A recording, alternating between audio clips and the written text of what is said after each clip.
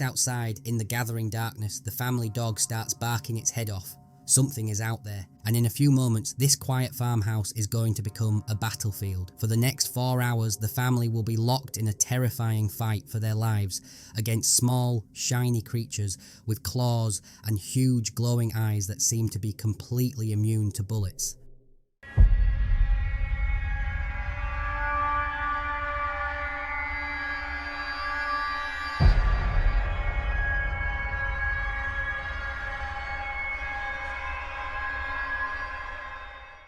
This is the true story of the Kelly-Hopkinsville encounter, a night of sheer terror that became one of the most bizarre and well-documented cases in paranormal history. The date was August 21st, 1955. The place was a small, unpainted farmhouse tucked away in the fields between the tiny community of Kelly and the town of Hopkinsville, Kentucky. This was the home of the Sutton family matriarch Glennie Langford. It was a simple place with no running water or telephone. Life here was dictated by the sun. That Sunday evening, Glennie had a full house. Her son, Elmer Lucky Sutton, was visiting from his job with a travelling carnival, bringing his wife, Vera, Lucky's friends and co-workers. Billy Ray Taylor and his wife June were there too. Lucky's brother, J.C. Sutton, and his wife Aline rounded out the group, along with several children. These were ordinary church-going people known in their community as quiet and trustworthy. The matriarch, Glennie, was a devout woman who didn't even allow alcohol on her property. The evening started like any other, but it would soon descend into a nightmare that would haunt them for the rest of their lives. The whole thing started with a simple trip to the well for a cool drink of water.